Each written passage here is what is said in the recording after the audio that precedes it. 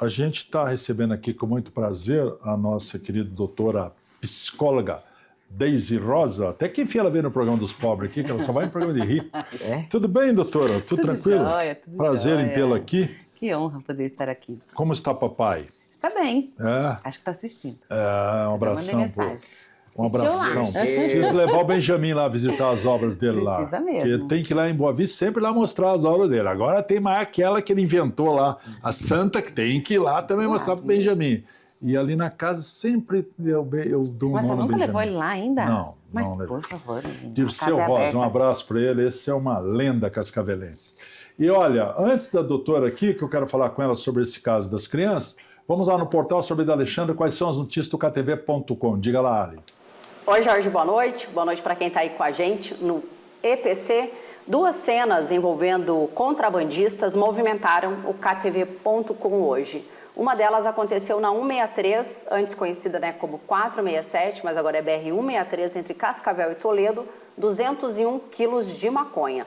Essa apreensão foi da Polícia Rodoviária Federal, que mostra o motorista, o traficante dessa Fiorino, fugindo. Ele tenta escapar ali da polícia, fazendo ali algumas manobras perigosas, mas acabou batendo o veículo e a polícia pegou então 201 quilos de maconha e também prendeu esse traficante. Essa outra situação envolvendo aí contrabando, aconteceu no centro da cidade, em Itaipulândia. O motorista, olha que perigo, ele saltou da van que estava carregada com cigarros, abandonou o veículo e fugiu. Esse aqui não foi pego. Deixa eu colocar o vídeo novamente aqui para rodar, porque o vídeo é curto. Olha lá, aparece ele ali andando, fazendo uma manobra perigosa, ele salta do veículo e abandona. Então esse daqui estava transportando cigarros contrabandeados. E por último teve uma situação na 581, aqui na região.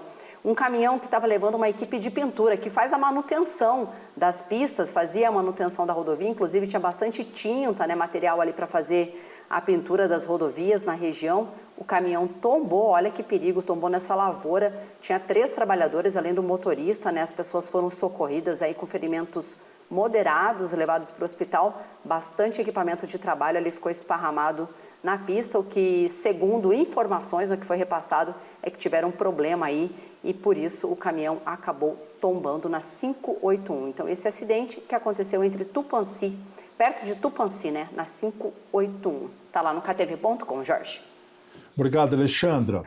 Olha, nós convidamos aqui a doutora Deise Rosa, psicoterapeuta, ela está atuando em outra área, mas ela, mais de 20 anos, aí não quero nem falar que ela está, mas é experiente, 20 anos na área de criança e adolescência, né, doutora? Sim.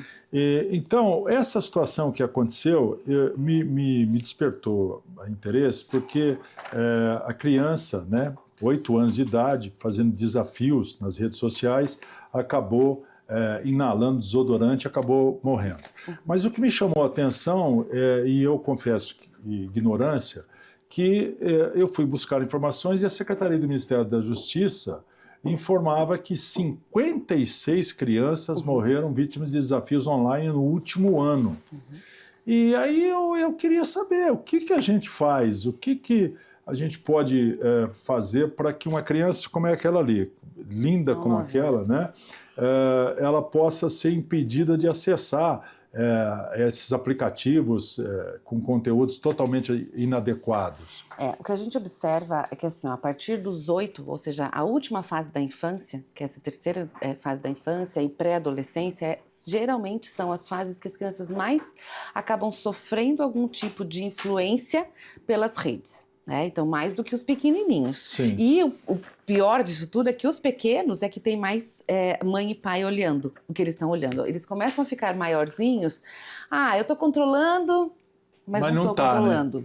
E é aí onde começa o perigo. Por quê? Porque junto com o pai e a mãe que começam a diminuir o controle, tem a criança que acha que agora começa a ficar saber tudo.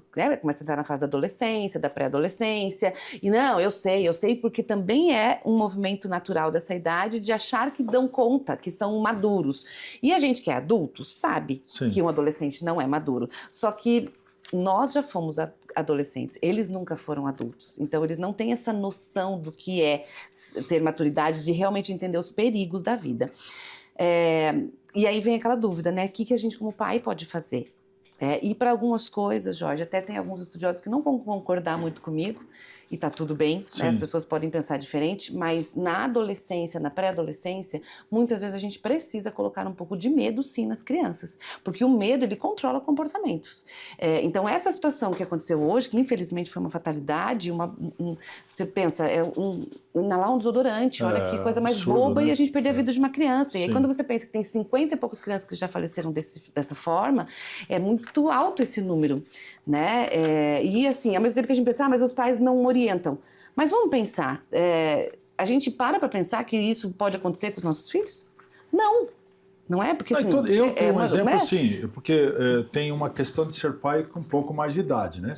E toda vez que eu vou cobrar o meu filho mais novo, Benjamin, ele sempre diz assim para mim, pai, o seu tempo era diferente. Exato, porque está numa idade de achar que eu já sei, você não sabe nada, que é o padrão de uma pré-adolescência mesmo. Na verdade, eles têm um acesso à informação monstro que a gente nunca teve, né? Muito maior do que a gente teve. Então, por isso que assim... as crianças dentro da nossa casa, enquanto elas não pagarem as suas contas, pais, não tenham medo de controlar. Eu quero ver, quero a sua senha, quero ver o que você está enxergando. Existem alguns programas que hoje você pode ter acesso, né? Que é o Google Family, tem vários nomes aí. Sim. Que tudo que a criança entra, você consegue ter um acesso. E mais do que tudo, né? Às vezes eu escuto pais falando assim, mas eu não posso pegar o celular do meu filho porque é a privacidade dele. Privacidade dele ou perigo para a vida dele?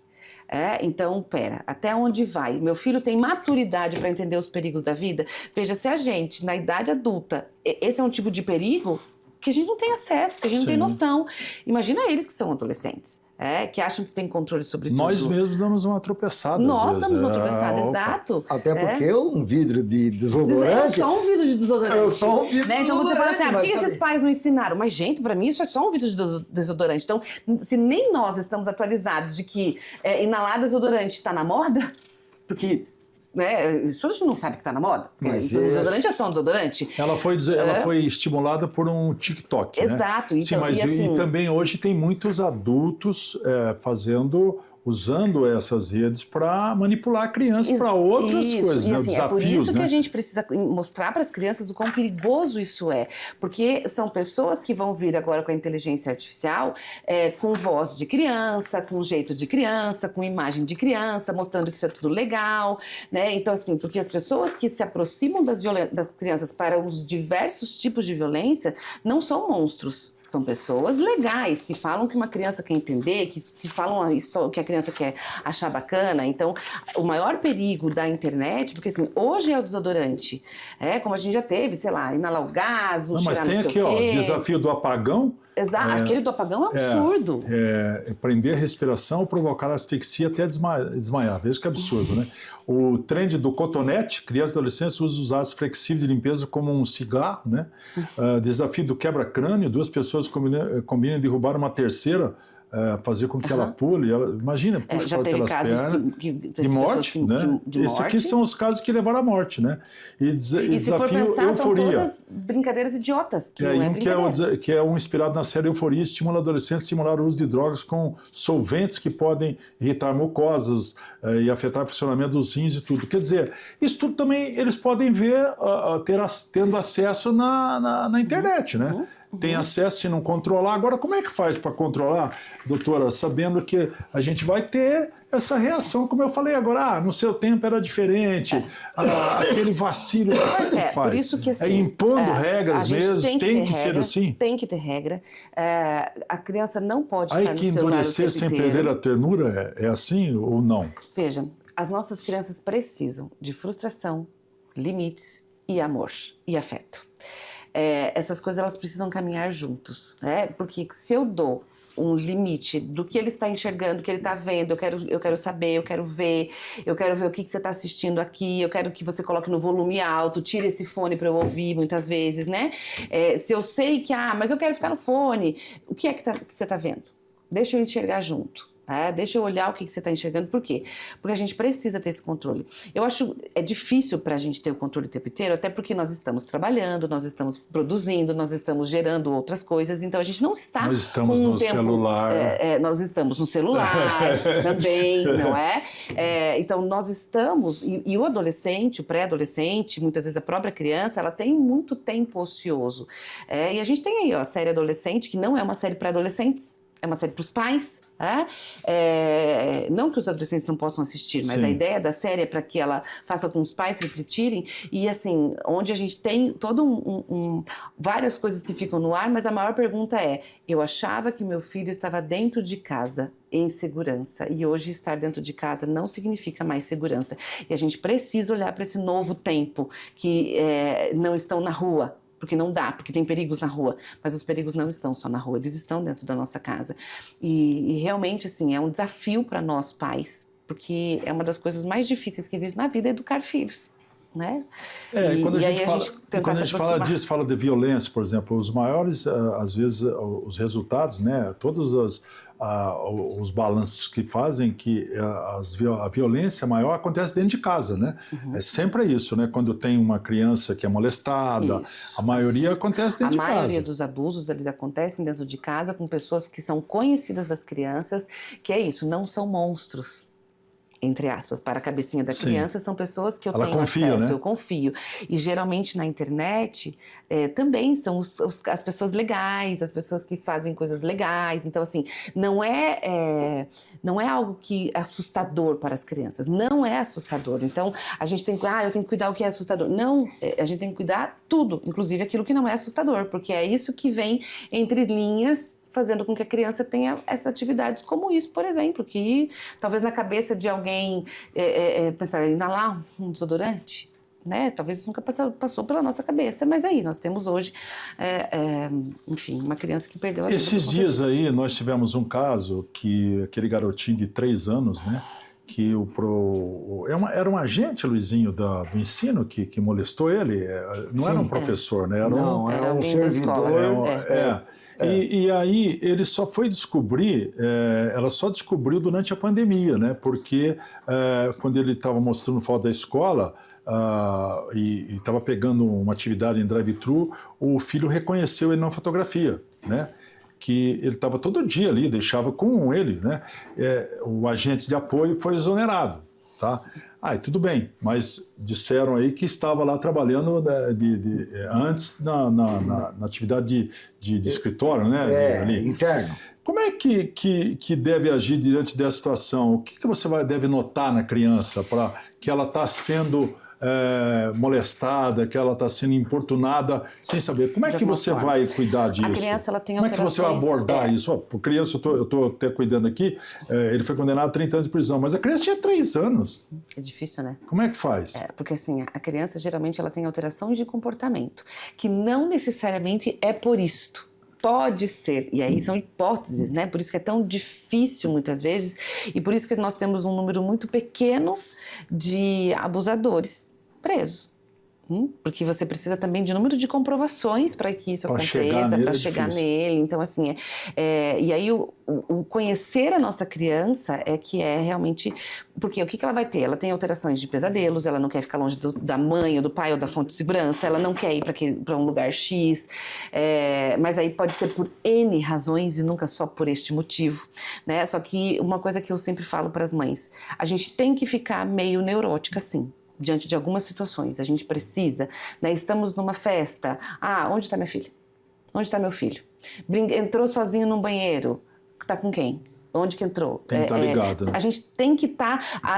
às vezes, meu marido fala assim, nossa, às vezes você dá uma pirada, né? Eu falo assim, eu prefiro pirando do que com a falta de segurança. Por quê? Porque nós não temos mais hoje segurança, porque a gente não sabe exatamente o que está na cabeça das pessoas. Sim. Né? E aí a gente tem várias pessoas doentes emocionalmente de diversas formas. E a gente precisa, sim, cuidar. E é por isso que eu digo que muitas vezes a gente precisa, por exemplo, essa história de hoje que aconteceu, mostrem para os seus filhos. Olhem, falem, quanto assim, olha, quem será que levou? O que será que fez? Será que você já viu alguém na internet falando para você fazer um desafio? Desafios são bons para quem? Para que serve? Se alguém pediu tal coisa, venha contar para a mamãe, para o pai. Aí eu vou te fazer uma pergunta. Eu falando aqui, por exemplo, dos tipos de desafios, e de repente eu não estou incentivando aquele que não tem acesso a isso e agora está sabendo que existe? De repente eu não estou... porque sabe que a gente, durante muito tempo, teve uma regra no jornalismo e tudo, de não se divulgar suicídio, né? Porque isso incentivava. Hoje acabou isso, Acabou nada.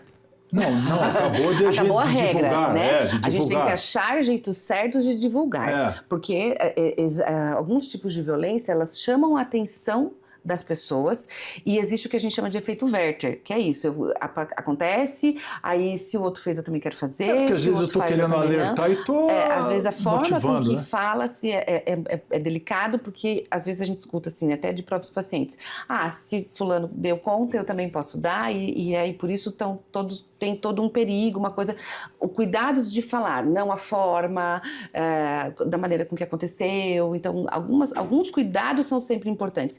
A questão da gente alertar hoje para os pais, né, até porque esse programa, por exemplo, é um programa para adultos, então nós estamos falando aí com pais. Mas tem algumas crianças que assistem. Que estão ouvindo junto, então assim, as crianças que estão assistindo, elas também precisam entender que assim, é perigoso. A gente precisa mostrar o quanto é perigoso e o quanto pode fazer mal para ela. E aí você vai falar isso na linguagem da criança, que isso faz dodói, que isso faz machucado. E aí você vai trazer isso na linguagem daquela criança para que ela entenda que em quem ela pode confiar.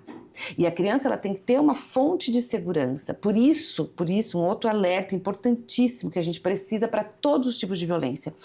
Não façam brincadeiras de segredinhos com criança.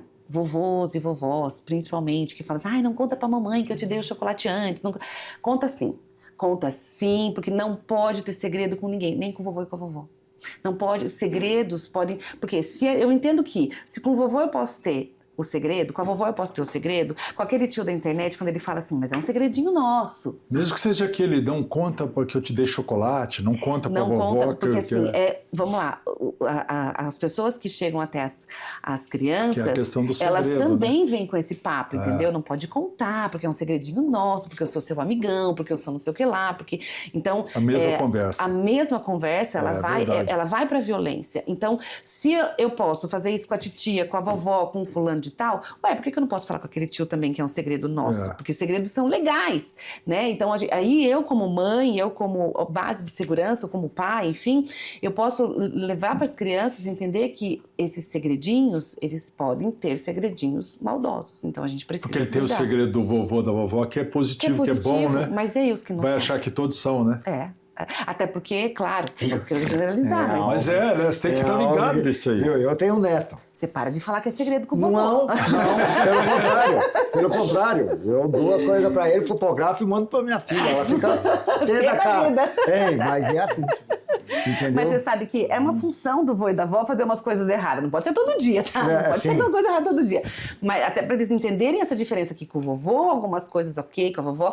E é função da mãe também brigar com o vovô e com a vovó, tá? Porque você tá fazendo alguma coisa de fora do padrão, enfim. E tem que cuidar o que é repetitivo. Mas... o segredo, a palavra segredinho, a palavra é aqui não que tem muitas que esconder vezes de ninguém. Abre um leque muito grande. Então é uma dica aí pequenininha, mas que acho que ajuda. Eu acho que ficou bem legal essa tua colocação, tua explicação, mas eu não podia deixar de aproveitar aqui a tua presença, porque você hoje está trabalhando muito isso, né? A questão do luto, né? Sim. E que é sempre dolorido, é sempre... Agora há pouco mesmo eu tive uma experiência aqui de fugir de uma conversa com relação à morte, porque chocaria a pessoa que eu estava conversando. Você teve a perda de uma irmã gêmea, né? Não, era mais velha, um ano e meio mais velha. A perda de uma irmã, um acidente, e você estava estudando isso antes da perda da sua irmã. Isso mesmo. E hoje você está tratando isso. Como é que é? Porque há pouco tempo nós tivemos aquela queda do avião aqui em Cascavel e a gente perdeu muitos conhecidos, né? Nem todos amigos, mas muito conhecidos. Filhos de amigos e tudo. E a gente viu que foi uma comoção, né? Aquela, né? Um luto coletivo. Como é que é isso? Como é que trata isso? Uau, essa pergunta é muito ampla. Não, mas dá um spoiler então, porque olha, eu tenho dificuldades, por exemplo, eu fujo de velório, porque eu tenho dificuldade. Sabe como eu sou conhecida? Miss Cemitério. Eu dispenso essa. Meu marido começou a me chamar de Miss Cemitério, às vezes tem pessoas que me olham na rua e falam assim, ai, não gosto muito de ver você, moça, porque você me lembra que a gente vai morrer? Eu falo assim, não, eu só tô aqui para lembrar que um dia a gente vai morrer, mas todos os outros dias a gente vai viver. Né? Então, assim, realmente falar sobre esse tema, né, morte, luto, dor, é um tabu social, mas que quando a gente para de fugir desse assunto, que é um assunto tão difícil, a gente consegue entender e valorizar melhor o nosso viver realmente. O meu trabalho é com pessoas que perderam pessoas. Né? Eu trabalho no pós-morte. Existe também um trabalho que eu também já fiz, mas eu gosto mais do pós-morte, até para acolhimento dessas famílias que ficam no movimento perdidas, sem saber o que está acontecendo, é uma sensação muito estranha. Então, até o meu trabalho é de orientação mesmo ao processo do luto, porque o luto é um processo que inicialmente ele é agudo e depois ele vai... entrando um pouco mais, assim, a gente vai aprendendo a conviver, não demorado é superar. esse processo? Depende muito do vínculo e depende muito da forma com que foi a morte também, né? Isso também difere. Qual é o vínculo que eu tinha com aquela pessoa. Morte violenta, morte natural, mortes violentas, doença, mortes naturais, isso também altera. A idade também altera. Então, e qual era a minha dependência ou o vínculo com a pessoa que eu tinha. Então, isso é o tempo que demora muito de pessoa para pessoa. E a forma com que a gente lida com o processo do morrer tem muito a ver com a nossa personalidade e da vida. E aí, a forma com que eu lido com isso também vai me dizer como eu sou, como eu estou, como é que eu manifesto a minha dor. Se eu sou mais racional, provavelmente eu vou tornar isso mais racional. Se eu sou uma pessoa mais expansiva, eu vou fazer esse movimento mais expansivo. Então, tudo tem muito a ver com essa questão da personalidade e tudo mais. O meu trabalho é de acolhimento. Eu usar isso assim, tipo assim... eu não vou lá porque eu quero ficar com a última imagem dele. É uma fuga, isso? Claro que é. Tipo, eu não vou lá no velório porque eu quero ficar com a última imagem. Sabe por que a gente não gosta de ir no velório? Porque primeiro que o velório, ele sim, a questão da figura numa urna, ela é algo que é dolorido, que é algo choca, que dá medo, que choca, enfim. E por isso, né, eu quero aqui parabenizar o trabalho dos tanatopraxistas, que é um trabalho extremamente difícil. Eu tenho formação em tanatopraxia, mas eu não tenho coragem de trabalhar com isso, né, porque realmente é trash. E eles fazem um trabalho bonito. O legista também, né? Eu tenho uma professora, que foi minha professora de tanatopraxia, em que ela fala assim, eu cuido do amor da vida de alguém, para que essa pessoa ela possa ter uma despedida muito digna. Então, com a ideia de que lá no seu último momento ela esteja mais bonita mesmo, né? Porque a morte não é bonita. Você vai deixar bonita para ir embora? O que adianta isso? Para o familiar adianta. Faz uma diferença, sabia? Mas para ele não. Para ele não faz, mas a despedida não é para ele, é para a família. Mas você vai num velório, não é pelo morto, você vai pelos familiares. E qual é a função de um velório? Um luto compartilhado é um luto amenizado. Para os familiares saber que tem várias pessoas que amavam aquele meu ente querido, que estão aqui comigo, que estão sentindo junto com a minha dor, é como se eu me sentisse mais abraçado. Essa é a função real de um velório. E de uma despedida mesmo, da ficha cair, porque inicialmente a ficha demora, o nosso corpo demora para entrar nesse processo de isso é verdade, isso é verdade. A gente quer negar essa dor intensa, principalmente quando ela é repentina. Sim. Né? Então, assim, o ritual do velório ele é um processo de despedida, realmente de acolhimento social, tanto que na pandemia a gente viu o quanto ele é importante, por quê? Porque as pessoas não tiveram velórios e as famílias sentem a diferença de forma gritante pela essa ausência de pessoas em que eu pudesse falar, tá doendo, tô sentindo, tá na dor, enfim. E o meu trabalho é um trabalho de pós-velório, normalmente, né? Às vezes eu acompanho algumas famílias durante o sepultamento, o velório, e algumas famílias no pós, e tem um entendimento de todas as emoções, que são altos e baixos muito intensos, nesse processo do voltar a viver sem a minha vida de volta. Porque a minha vida sem aquela pessoa já não é mais a minha. Então eu tenho que me ressignificar, a saudade, a gente tem muitos lutos quando se tem uma morte, porque se perde inúmeras coisas. E aí, me achar diante disso é um processo. Então, e a minha função é ajudar essas pessoas nesse processo. Entre muitas, eu vou colocar só uma para me despedir da doutora. A Fernanda, boa noite, amigos. A Deise Rosa é maravilhosa, seus conselhos sempre muito bons. Querida, obrigada. Aí. Eu só não gostei que você falou assim, como é que é? Que ela falou que ela fica feliz de falar de velório? Foi isso? Eu amo fazer o que eu faço. Como? Viu? Eu vou te contar onde eu vou daqui uns dias. Isso aí. Eu fui o ano retrasado, eu fui numa feira funeral. Feira funeral. Feira funeral. Aí, e eu vou este ano de novo, tô mega faceira, mega feliz por isso. É louca, né? Eu sei que é uma coisa louca, mas é uma feira de serviços funerais. E assim, a gente não fala sobre esse assunto, Sim. mas os serviços funerais é uma área que mobiliza muito dinheiro, porque é um serviço, né? Sim.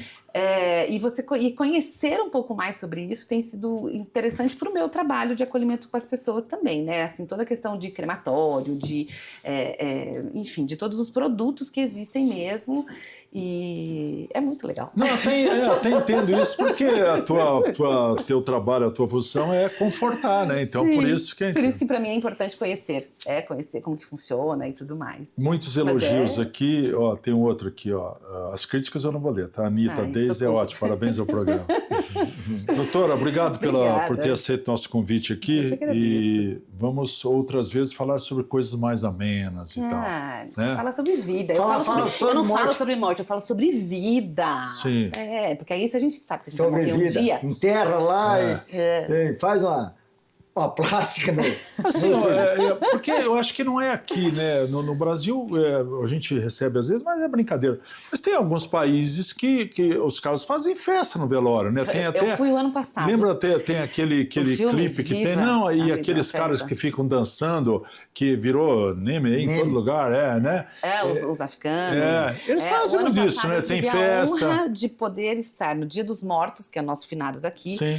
No México. No México é diferente o México. É muito lindo. Já foi em Irapuato, que é onde tem ali as múmias e tudo, né? Lá tem esse hábito mesmo. Cheguei a ver velórios assim, que os caras fazem festa mesmo. Sabe por que às vezes eles entendem um pouco diferente? No México, por exemplo, que foi o que eu presenciei, tanto na capital quanto na cidade do interior, eles acreditam em 3 tipos de morte. A morte quando o nosso coração para e o nosso cérebro para. A segunda é quando nós somos cremados ou sepultados. E a terceira e real morte é quando nós somos esquecidos.